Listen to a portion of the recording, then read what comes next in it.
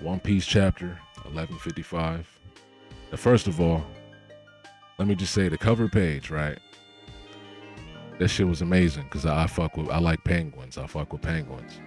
And the fact that they're all flying around with aviator gear on, and I think this is a Zoro penguin. I'm sure. I'm 100% sure. I'm 100% sure. Maybe 1,000% sure. That's a Zoro penguin. I know that's a Zoro penguin. Zoro was over there on the bridge.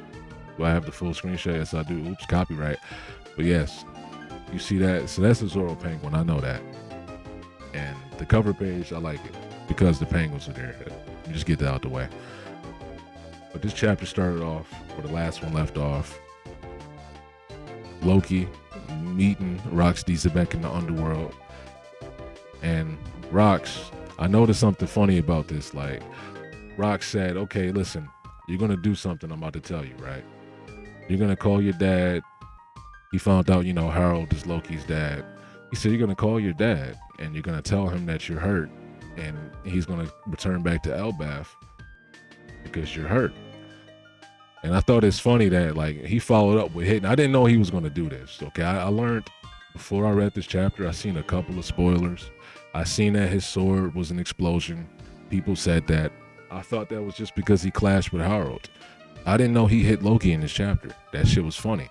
And I think he has his own form of observation hockey where he predicts the future because he's about to create that shit. So he told him, listen, you're going to get hurt. You're going to call your dad. He's going to come back to Elbaf. He predicted the future because he literally made it right then, okay? Everybody else uses real observation hockey. He just makes shit happen. He makes shit happen, okay? In this chapter, Rox pulled up into the throne room on Emu. And I mean, like, this is a crazy feat, like, right? The word feat is a curse. I'm using it now. But even the whole manga kind of highlights the fact that nobody else has ever done this in history. And it is kind of a crazy thing to do. But the fact that he did nothing, I wonder what that means. I theorized, he's kind of bluffing like Blackbeard. That's where Blackbeard got his bluffing trait from.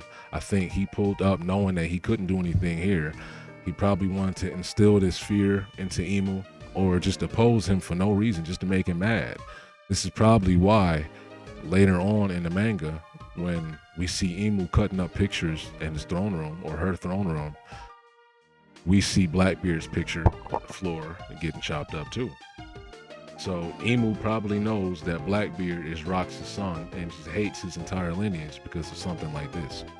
Just ran up into the room and completely opposed him just to show that this can be done. I think he was just trying to make a statement. Honestly, I don't think he planned on doing anything to Emu this day. Like, as we saw, he didn't do anything. This was more of a statement, I feel like. And then next we see the Celestial Dragons. And I took a screenshot of this, right? Because I like the fact that Oda is highlighting a different type of violence from the Celestial Dragons, a different type of cruelty from them. As far as I'm concerned, all we know is, they just beat on people, they enslave them. They do the basic, typical cruel stuff, like the things that we know are like bad and evil. They're taking people's wives, they kill children, they're taking people's food, they're doing all that sort of stuff. I never thought of like any of them doing some creative, weird, crazy shit like this, like killing him and stuffing him for display. That's kind of weird. I don't know. I took a screenshot. I just thought that was crazy. Like, that's some weird shit. Like, you're not just gonna use him and do the typical surface level evil shit. You're gonna go the extra mile, and you want to just like have him sitting there as a statue for the rest of the life. Nah, that's crazy. Your kid's gonna inherit the statue. You're gonna pass it down, and your family will. Nah, it's too much. But in this chapter, we also see Rox and Harold clash. And I don't know what this means, like, right? Rox also killed an admiral. I know a lot of people are saying now that this might mean that he's the strongest. I think the door is still open.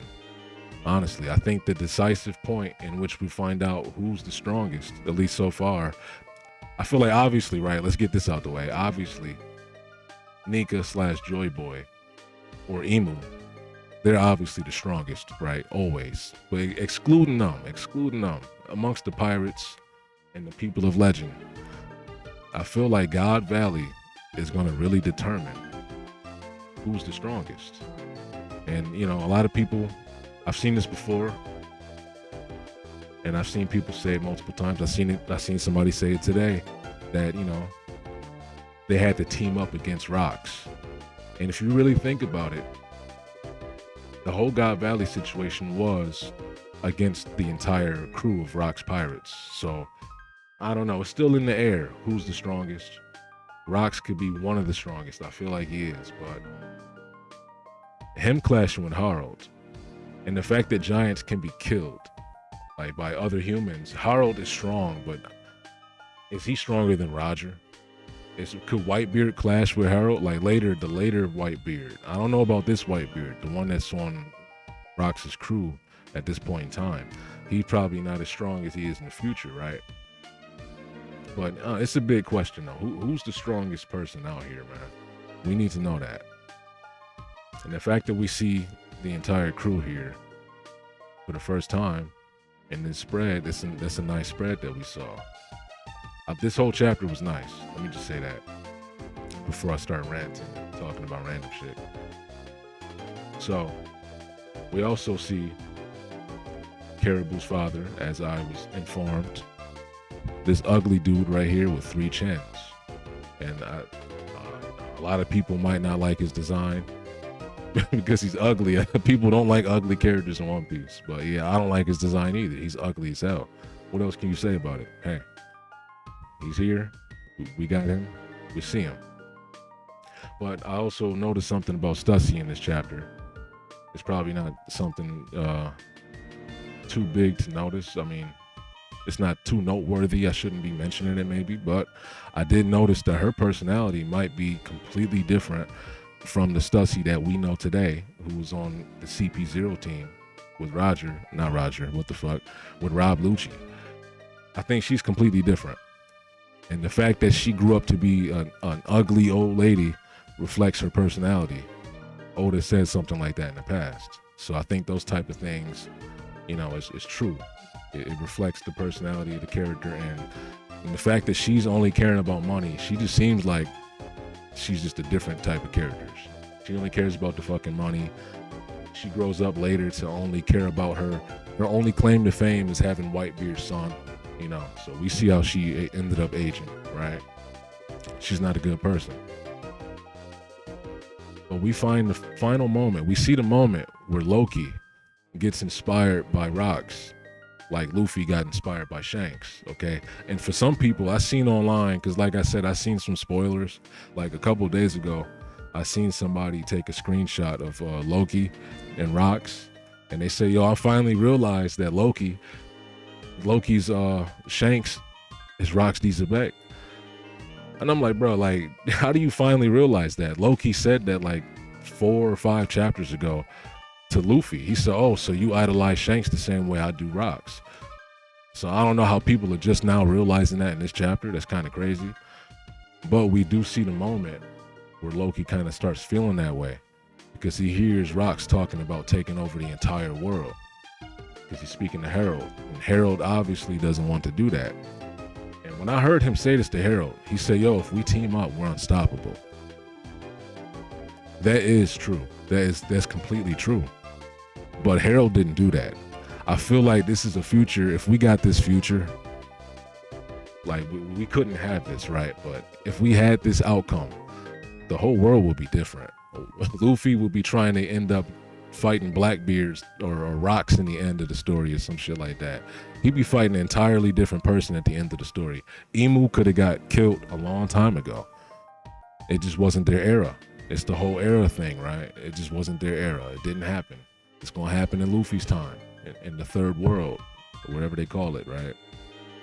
But we see little Loki, little kid Loki, he gets inspired by Rox's words. He hears him in the doorway, and this is the reason why Rocks is his Shanks, quote unquote, right? That's the only thing that kind of sympathized or connected with him, is him hearing about taking over the world. Because Loki hates everybody right now.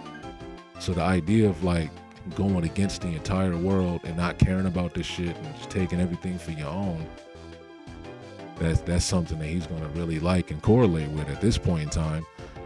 He didn't even think his father cared about him until he came home and started like taking care of him, since he got messed up earlier. Rocks injured him, he fucked him up. But yeah. And then we go on to see how Hachinosu is going to get built. I really think that this flashback is not going to stop here. It's not going to be from Loki's perspective. It's not from Gabon's perspective. We got a narrator talking about the events from the outside, looking in. So I think that we're going to probably go all the way up to Hachinosu. We're going to go up to God Valley. I hope we go up to God Valley, okay? Everybody's been wanting God Valley forever. I want God Valley. We finally might be getting it real soon. That's what this shit looks like. Because it's ending with Rocks forming his crew in the end. And we know, he had kind of his full crew earlier, but he's missing the most important people, right? He's missing Kaido and Big Mom. And I think there's one other person that I'm forgetting about. Is it Captain John? Yeah, he ain't got Captain John on his team yet, right? So there's more of his crew that he has to assemble, and we're going to probably see that next week. Hopefully leading all the way up to God Valley, like everybody wants. I want that. So there's nothing else to say about that. This video is over if you're watching it on YouTube, because I'm cutting it out of the stream, and hopefully I don't have to edit